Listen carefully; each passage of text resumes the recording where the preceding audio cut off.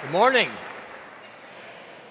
I'm Joe Hellige, Executive Vice President and Provost at Loyola Marymount University, and it is my great pleasure to welcome you to today's Convocation.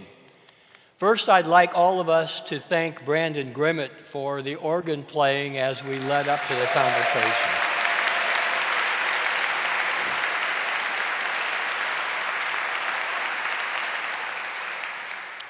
Timothy Law Snyder became LMU's 16th president on June 1st, 2015, and was formally inaugurated just over a year ago. A dedicated professor and administrator at Jesuit universities for nearly 30 years, President Snyder's career has been devoted to the Jesuit and Marymount tradition of education of the whole person, encouragement of learning, and the service of faith and the promotion of justice.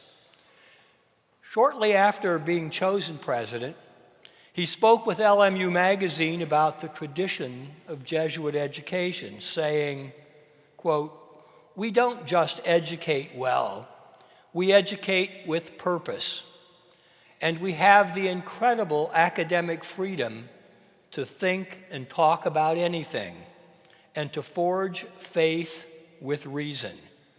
Not many places do that, and only the Jesuits do all of the above."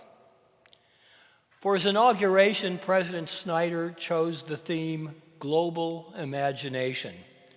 And in his inaugural address, he shared his vision for LMU's future and encouraged all of us to think and plan boldly for that future.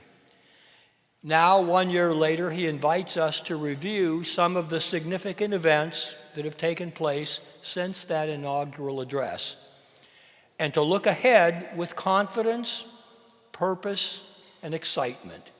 Please join me in welcoming our president, Dr. and Professor Timothy Law Snyder. Thanks, Joe.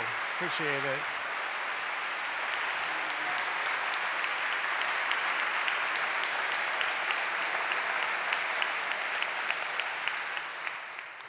Provost Hellige is in his 5th year as service as provost, and as you know, this will be his last year in that role. He's returning to the faculty following this academic year. Joe, I have never worked with somebody where I am so excited to meet with them prior to this. This is not a meeting you have to have when you're going to meet with Provost Hellige. It's one you get to have. So we're going to have plenty of time to vet Joe later in this year, but we should have a round of applause for him.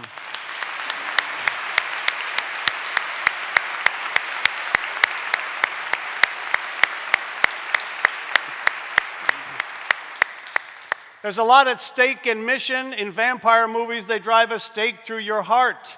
However, Bob Caro has staked our mission into our heart in beautiful ways. Our students, faculty, and staff all know our mission. Bob is in his last year of service as Vice President for Mission and Ministry. How about a round of applause for Bob with thanks?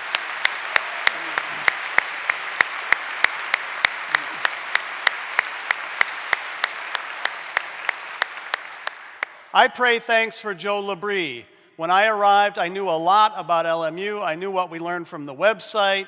I knew what I learned through the interview process. And Joe always put a bright spin on anything or any person about which or whom I asked. So Joe, thank you for your role as Chief of Staff in the President's Office under 2 presidents, and for giving me the most graceful and kind introduction to and with LMU.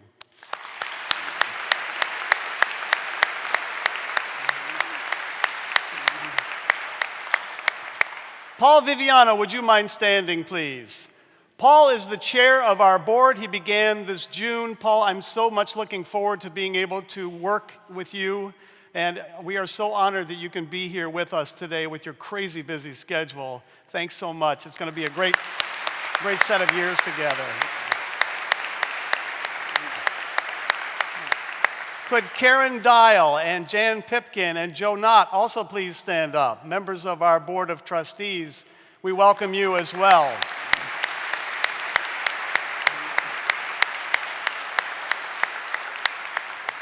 today we have a meeting of our Board of Regents later. Could our regents please rise? I'm told there are so many here, I can't name them all. Thank you for being with us.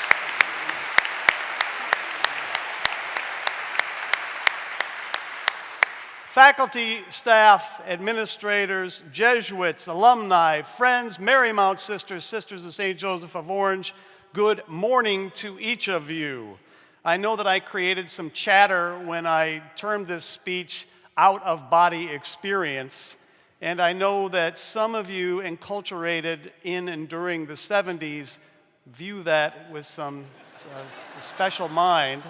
I also know that there's at least one person, Father Bowler, in the audience who's deeply interested in Carl Jung, and I hate to disappoint you, but I'm not going to talk about either of those types of out-of-body experiences, much to the delight of the rest of us.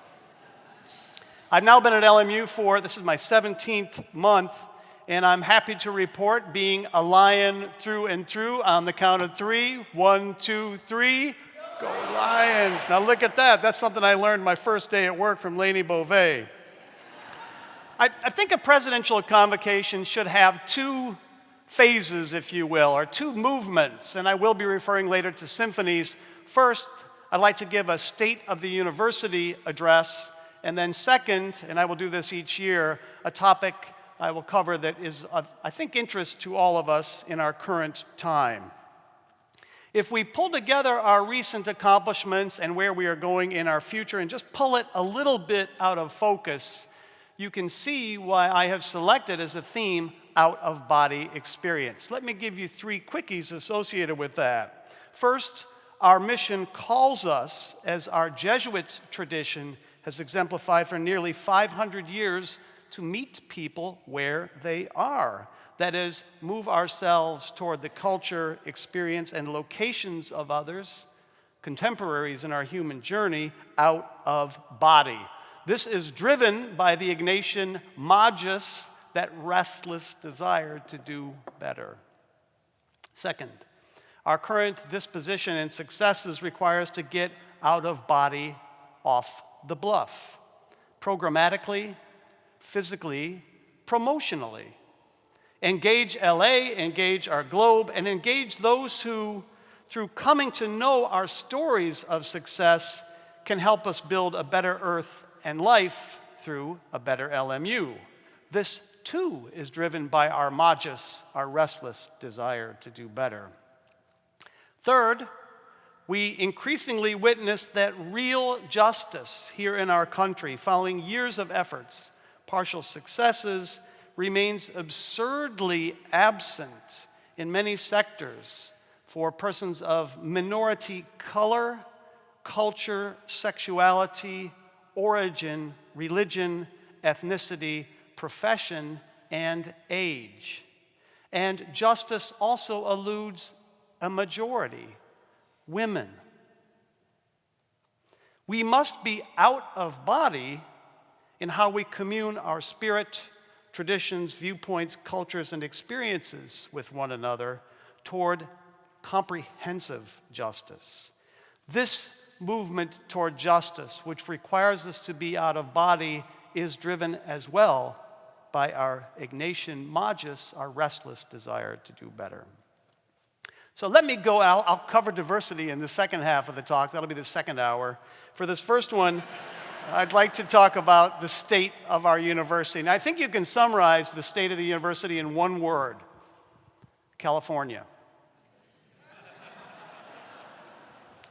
It's the last humor you'll hear. Last week, I emailed a State of the University message of sorts, and it was replete with what we've recently championed as an institution, as departments, programs, and teams, individuals, and collections of students, faculty, staff, and alumni.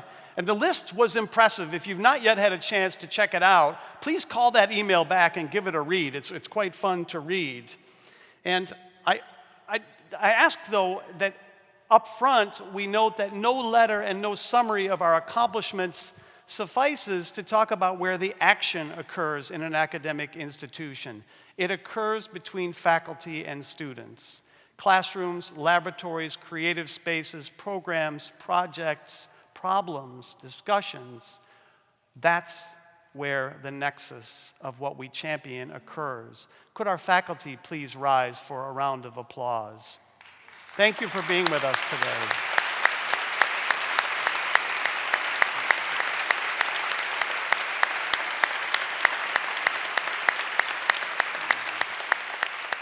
Faculty, you should note the deans stood as well.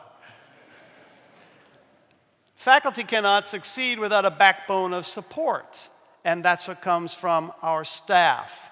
Our staff are gifted and talented. Often they are the greatest continuity for an institution like ours. Could our staff please rise for a round of applause? Thank you for being with us.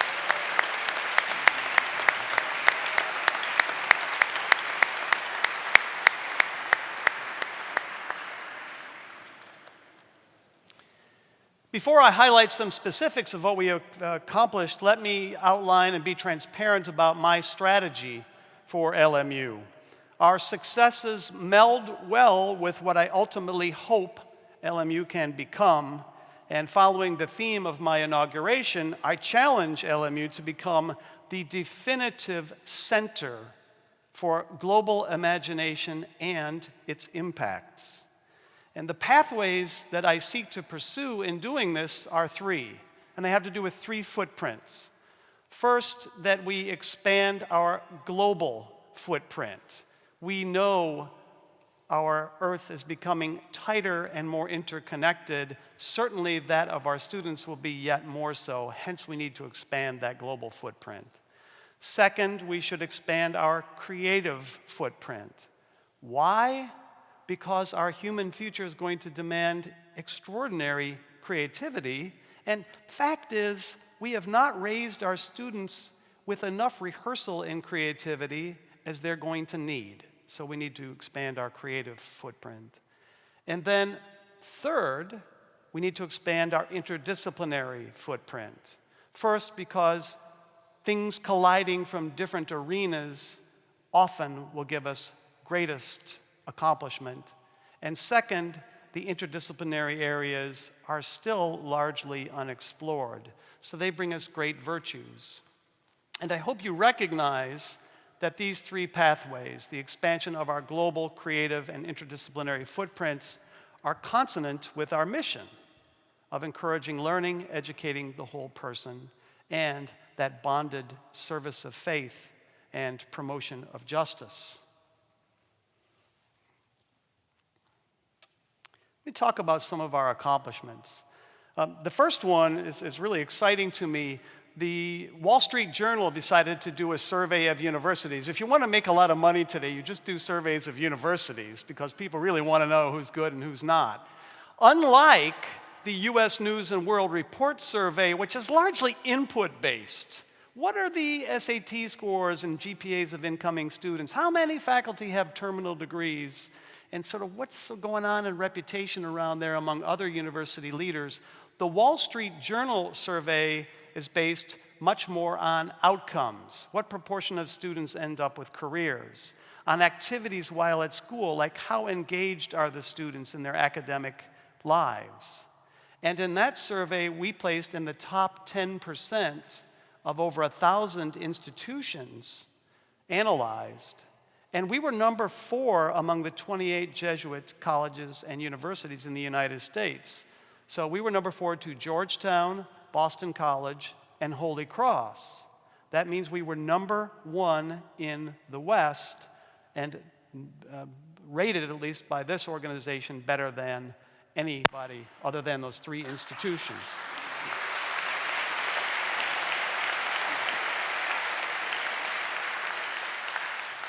And meanwhile, our Loyola Law School rose 10 slots in the U.S. News survey, and that one, at least for U.S. News, is a little more outcomes-based because it does look at placement of students in careers. It looks at bar passage rates and things like that. We moved up 10 slots last year, and meanwhile, this other place I had barely heard of called Pepperdine, we were separated by 22 slots just a year ago. We are now tied.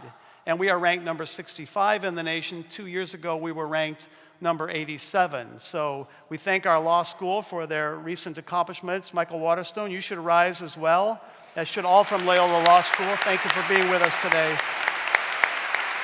We appreciate it. Now, my recent update featured a lot of things related to these expansions. And in the global expansion arena, our class of 2020 brought an expanded student footprint.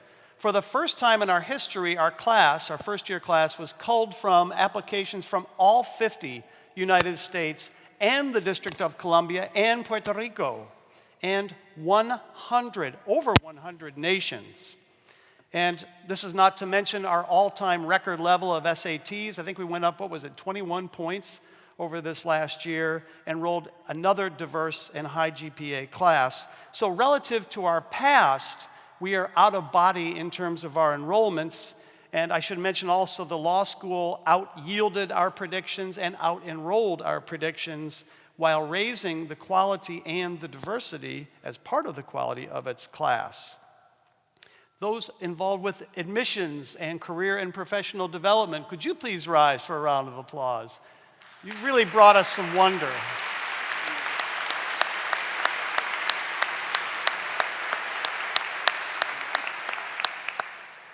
Our global initiatives are helping us get out of body.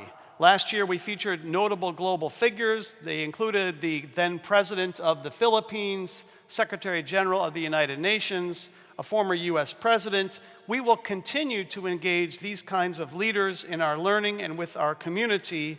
And we recently sculpted a strategic vision statement associated with our international programming.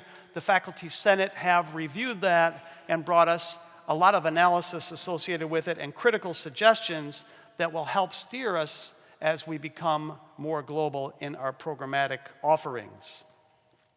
Our interdisciplinary world out of body as well relative to traditional departmental boundaries. It's healthy. We have the World Policy Institute. We have the Academy for Catholic Thought and Imagination. We have the Center for Urban Resilience, the SEAL, which is the Center for Equity for English Learners, and by the way, they are productively collaborating with the CURES, the Center for Urban Resilience. We have CMAST, we have the Thomas and Dorothy Levy Center for the Study of Los Angeles. We have in the BCLA, that's our liberal arts school, Women's Studies, Asian Pacific American Studies.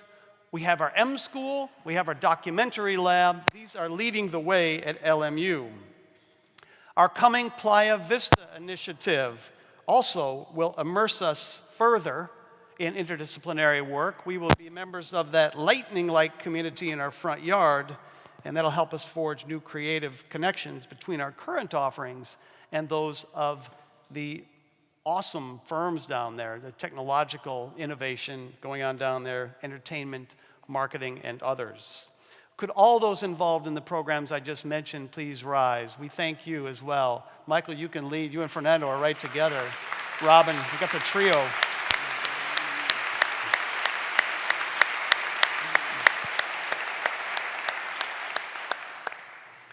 Now, our Playa Vista initiative sends us out of body because it sends us off the bluff. And it brightly and physically demonstrates that LMU will, as part of its mission, do indeed what the Jesuits have done for so long, and that is go to new frontiers and meet the people where people are. As this initiative expands each of our global, creative, and interdisciplinary footprints, we also plan to share along the way more broadly, widely, frequently, and effectively our successes, accomplishments, values, and dreams. Recently, from banners to kiosks to national newspaper and periodical appearances to sports venues and social media, we are ceasing already to be the best kept secret on the bluff. I'm sorry about this static. Do we have another one of these I can pop on? I feel like I'm in a bowl of Rice Krispies. Not a bad place to be, by the way. As long as I have a blueberry next to me. So we will continue to tell our stories of achievement boldly, and our new brand development initiative will move us forward so that we can do even better. And I ask that each of you become involved in this initiative when our branding experts come onto campus to gather input about our essence. Now, in no way do I wish to claim that these are our first moves off the bluff, but our success so far positions us to be more global in our orientation and work. I am grateful to the service and other programs, excursions, guided by our Center for Service and Action, campus ministry, all our course-related international learning experiences, and study abroad, each of whom has engaged the world dynamically and will continue to be part of our global engagement. Could those associated with those programs please rise?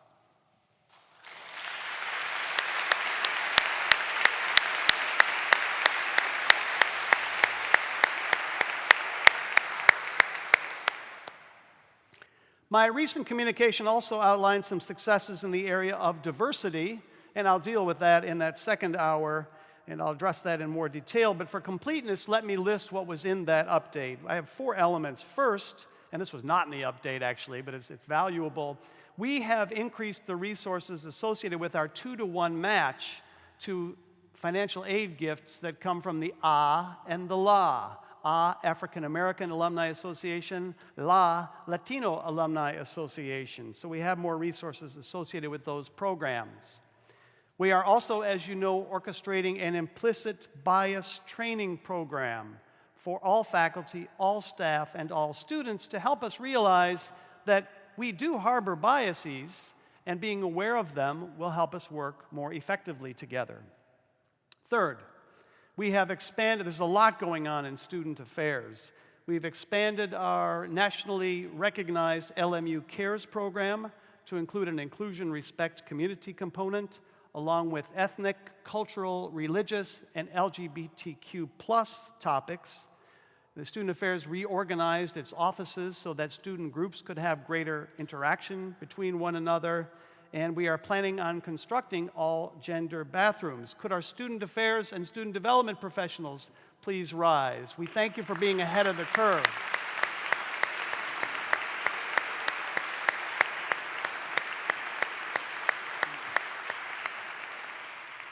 Fourth, we established Harriet Tubman Press as one of the few university-related imprints devoted to African and African American authors. Those involved with Harriet Tubman Press and LMU Marymount Press, please rise. Thank you.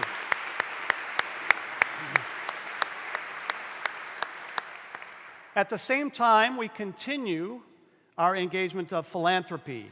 The School of Education recently procured a $2.7 million grant from the Department of Education, spearheaded by Professor Magali Lavendez, to support English learners in the LA Unified School District. Last year, we exceeded our annual fundraising goals, and we are closing in and will complete by end of year our $100 million scholarship initiative. Meanwhile, we are planning for our next comprehensive campaign, which has already engaged LMU's first ever campaign planning council so that we can accelerate procurement of support for accelerated success. Now, though the details of the campaign remain to be determined, we will follow the thematic pathways that I outlined a moment ago, and you can be sure we will continue to work on financial aid so that we can offer access to an LMU education for those deserving of it, no matter what their financial station in life. We have with us many benefactors, donors, friends, alumni, and members of our university relations staff. Could you please rise? We thank you so much for your support and work to make it happen.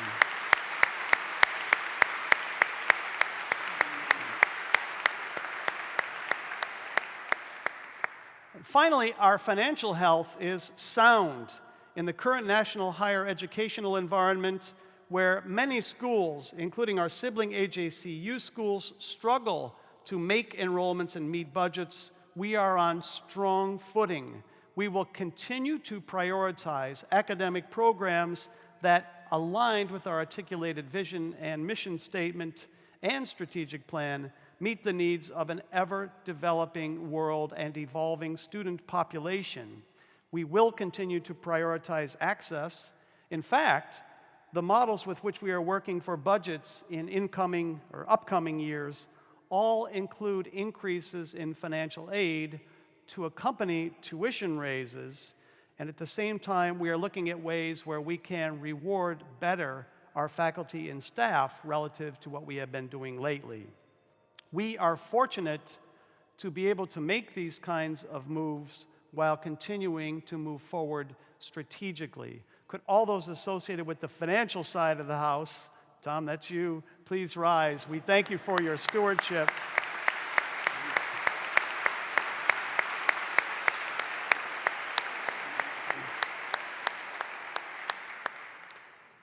Earlier, I noted that our current times tell us that American justice, following years of efforts and partial successes, remains absurdly absent in many sectors of our society.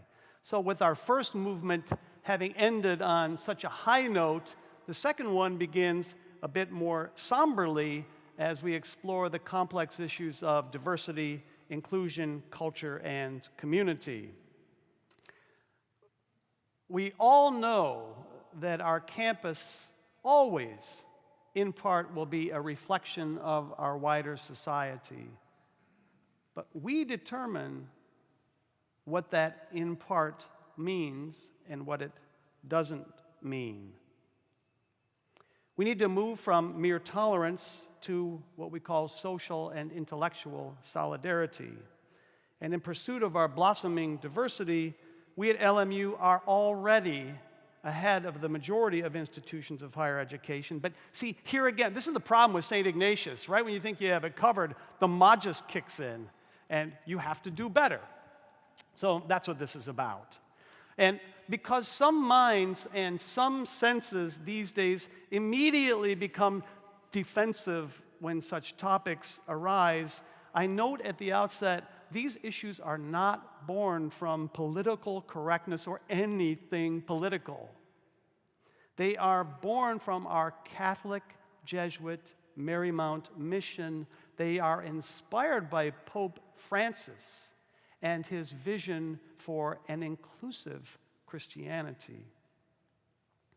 As we are aware, Catholic social teaching speaks to the dignity of all persons born in the image of God. And this applies to all of us. This applies to the students whom we admit.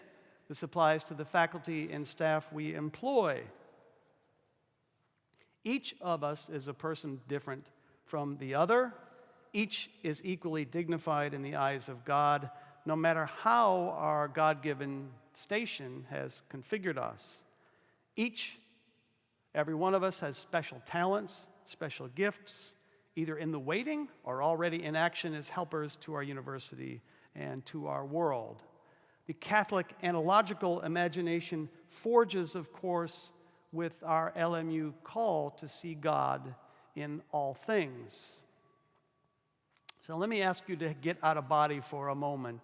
Do this, just try it. Take a look at the person to your left. Just stare them down. It's okay. You don't have to worry because they're going to be staring at the person next to them. If you're all the way on the left side of the house, you're just going to have to look at the wall or look at the person on your right. But when you look at that person, I want you to see that they are you in quality and in value. Take a look at them. They are you in the eyes of God in quality and in value. They too are navigating life's hopes, challenges, and dreams. They too are anxious about their eternity. And they too cry tears of pain and of joy. And these tears, once shed, are exactly the same in all respects as yours, as are the emotions that caused them to erupt. One vial of tears from one person and a vial from another, you're not going to be able to tell the difference. So I'd like to talk about 4 facets of diversity moving forward. So I'll talk first about diversity and its value. Second, the challenges that diversity brings us. Third, and this is the exciting part, diversity's ubiquity in universal and human success. And then fourth, and that's where I'll spend most of my time, what we might do next, and I'll have 3 suggestions about that. So let's start with diversity and its value. Robert F. Kennedy told us, this is a quote, "Ultimately, America's answer to the intolerant man is diversity. Being out of body means we should expand our diversity in all dimensions. Too often, and we think a lot about justice and inclusion and equality and opportunity, we can miss out on the pragmatic value of diversity. The fact is, diversity brings us strength. And with this as our guiding principle as we diversify, we should not seek some agreed upon by committee demographic that once hit, we can say, well, gosh, we have so many persons from places or things, so therefore we are done. Instead, out-of-body diversity means that each member of our community is poised to assure that all capacities of our wider humankind are not only present in our community, but that every individual and every affiliated group have a viable vibrancy in the discourse of teaching, learning, scholarship, administration, behavior, celebration, and thereby effect on our evolving world. This strength obviously encompasses more than community, opportunity, and equality. But diversity is challenging, which is the second phase about which I wish to speak. Harvesting success through diversity is hard to do. It pulls us from our business as usual, life as usual, from our habits. It requires encounter. It requires we engage in the glory of discomfort. In a chapter to be published next year in Liturgical Press, our own Alan Deck asks us not to deny or reject our differences, but to work through them, quote, to achieve communion in diversity rather than communion in conformity. Speaking to the Catholic ministry about the challenges and discomfort required in greater encounter, Father Deck notes that encounter requires imagination and ability to take risks, or what Pope Francis likes to call going out, leaving the security of the sacristy for the dangers of the street, or risking what Pope Francis calls getting into an accident. Now, why would we embrace discomfort? Well, 2 reasons. One is that Ignatian Magis, it's the restless. Nobody is comfortable when they're restless. Restless leg syndrome, for heaven's sake. That's not considered a peace pipe or something that's going to help you go to sleep. And a second reason that we should embrace the discomfort is that we, as an academically inclined set of intellectuals or intellectuals in training, know that discomfort is an inherent facet of learning, and learning is our key and guide toward the future we envision. So, how does this work? We only need to look at the substance of our universe, the actions of our body, and the successes of our history to see that nearly all of our existence and accomplishments share just one key feature. It's diversity. So let me talk about diversity's ubiquity in universal and human success. And I'm going to start by going into the body. Come with me. So we're not going to be out of the body. We're going to internalize, take a big gulp. So often we'll hear people talk about diversity, and they're trying to convince us that diversity is good, and gosh, we're all the same, we're in this together. And they talk about DNA. And typically they'll talk about black and white or persons of different color, and they'll say, well, gosh, if you look at the DNA of person X, it is almost exactly the same as person Y. And by the way, we're not talking about gender. I shouldn't have used X and Y. That's bad math. I should have used V and W or something like that. But they start getting genetic, and that's supposed to tell us that, well, okay, we can all be diverse and be happy with it. But there's something lost in here. If you're going to start getting physical and genetic, you really should go inside the body. If we're going to observe our makeup, let's look at a feature that everybody has. Everybody is a symphony of diversity. We have muscles strapped to hardware called bones. The bones that hold them in place use the muscles to locomote the being. Our organs have specific, different functions from one another, guided by our brain, which is an incredible neurosensory feedback system. And our skin ziplocks us tightly enough to protect us from the environment, regulate our temperatures, and provide feedback in that neurosensory system. Systems each with purpose, molecules that can act only in a symphony of community. Take, for example, an insulin molecule. It needs a pancreas that creates it, beta cells as they're called. It needs food and a digestive process that calls it into the bloodstream. It needs a circulatory network to deliver it to a needy cell, and it needs a cell waiting for it to arrive with the energy source that it needs to keep us alive, vibrant, creative, and laughing.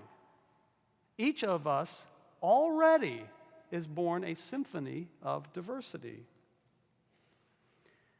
And each symphonic person of our past, think about how we're built. Let's go universal. We're built from a set of atoms, and they exist by virtue of a curiously coordinated harmonic handful of universal constants without whose familial fine-tuning we would simply not exist. It's all coordinated. And take a look at our catalog of ideas and invention. All result from what we like to call disruption.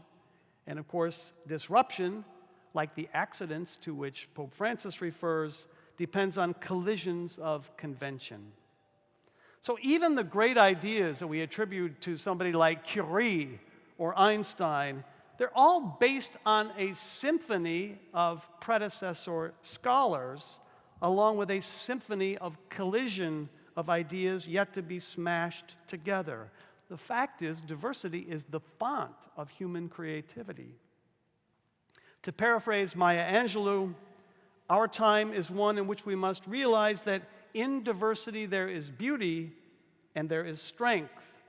And my friends, for us to take a next step in our evolution and for us to rise in stature as the definitive center for global imagination, to be an unparalleled institution, we must recognize and champion the values of diversity. So what next might we do pragmatically? I have several suggestions. First, as many of you know, Vice President for Intercultural Affairs Abby Robinson Armstrong and Vice President for Mission and Ministry Bob Caro host an annual training program associated with faculty hiring.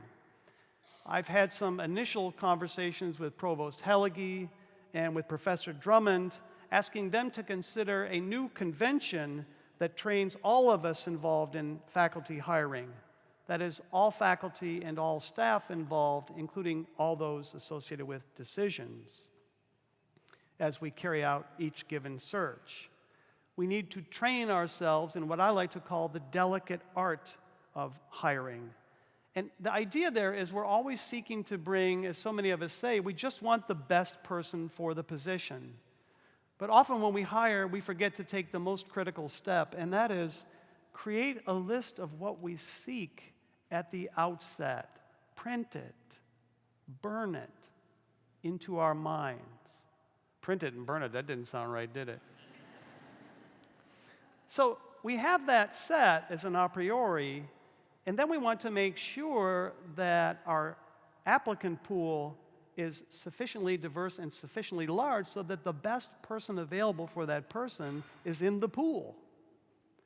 Third, when we discern and make decisions about candidates, we stay strictly with those predetermined criteria, not allowing our biases to creep into the picture. And fourth, we run the search so well that when we make that first offer, we get the coveted 3-letter word response, the yes, as opposed to that 2-letter one that we don't like so much, the no word. Such a program is guaranteed, at least in my experience, it's never failed in diversifying our faculty. And I'd like to begin with the faculty because, again, the faculty are the life and blood of our mission. It's with our faculty where our mission lives and dies, if you will. So I hope that such a program helps us get over our stereotypes as we hire. And we have positive ones, we have negative ones. I hope it helps us abandon our practice and desire to hire somebody just like ourselves. We do that over and over, and that can kind of send us down a drain relative to where we might want to go. We simply should be focusing on the best person available for the position. Dr. Robinson Armstrong and I were having a discussion recently about bias-free education, and she used a phrase I've never heard. She said, "We need interactive diversity." And how do we approach that? Well, as we interact, we must be lions for civil discourse, as I outlined in my address to the class of 2020 when they arrived this fall. Our conversations must include eager disposition toward hearing ideas, even disconcerting, unnerving, crazy ideas. We certainly hear a few of them on TV, in the interest of sharing and learning from one another without the personal commentary and castigation that colludes current presidential candidate conversations. Speaking of politics, I see Professor Genovese is right there and Professor Guerra. Let us note that our civics are built on diversity as well. We have a legislative branch, an executive branch, and a judicial branch. And historically, we enjoy having different political parties and different political philosophical perspectives. And though our political disposition is not necessarily God-given, although I know some scholars would argue that, our full political spectrum deserves our university's consideration and debate. This should happen brightly on our campus. We should serve as a template for civil conversation, and those conversations should always be rooted in theory, faith, and data, and not one another. So I believe that increased sophistication in hiring and in civil discourse, along with the programs that I mentioned earlier, will make us significantly more successful. But, and this is where I get in the way of lunch, there is more. As we look out over the bluff, we bear witness to a year that has shown that our society is deeply immersed in persistent issues. And these are ones related to our personal and our intercultural harmony, happiness, and progress. So in our current time, post-era of Reconstruction, post-civil rights and voting acts, post-marriage equality, post-Ferguson, Staten Island, Cleveland, Charleston, and with rife, caustic assessments of immigrants, documented, undocumented, Americans, second, even third generation, our students have become newly engaged in issues of race. I embrace this. I welcome this. And let me tell you where our students just proverbially knocked it out of the park. Last year, with unrest happening throughout our nation, our students got together. They organized. And rather than deliver a list of demands, they instead emulated the kind of environment that they seek in our world. They got together and came up with a list of shared goals, met with me personally in 2 cases, so we could together sculpt those goals and help us move forward. Students, could you please stand up? All students.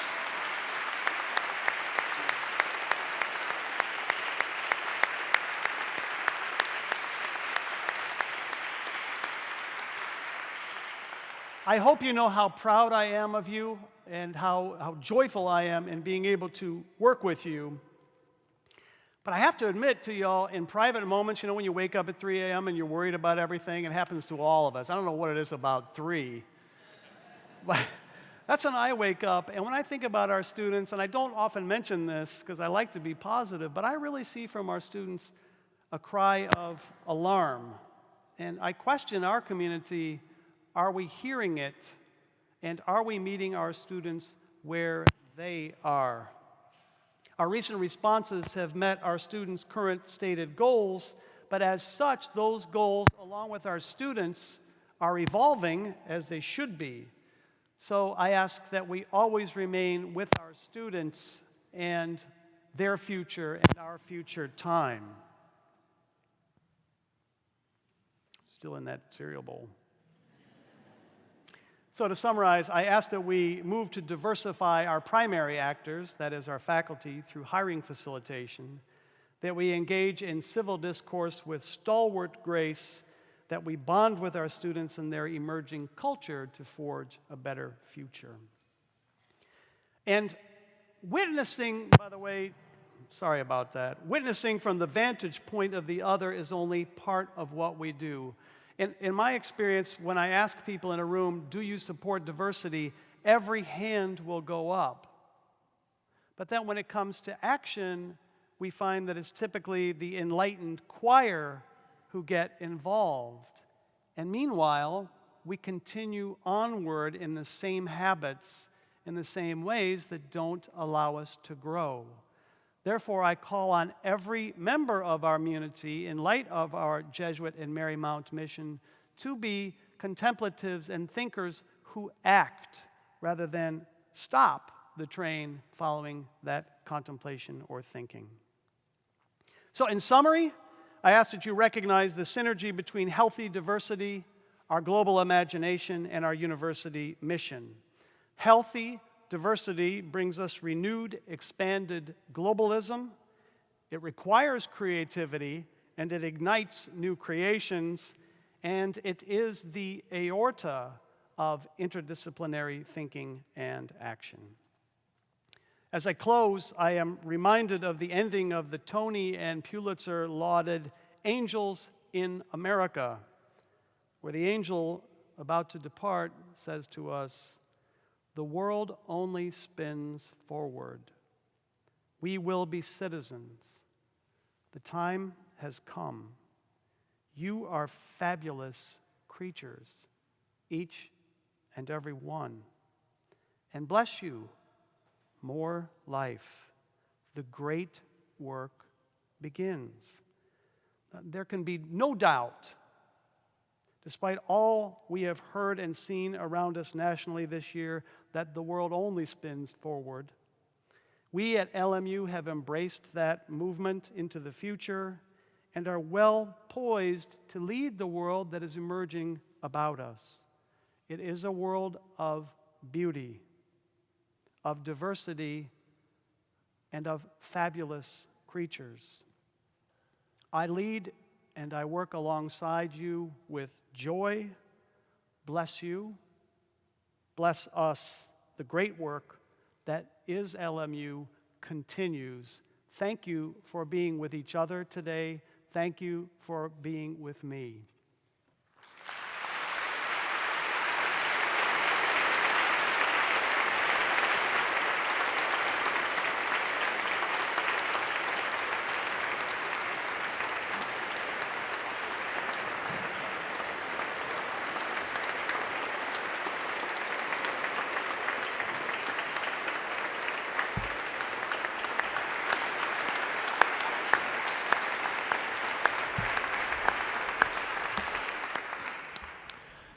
On behalf of all of us, thank you, President Snyder.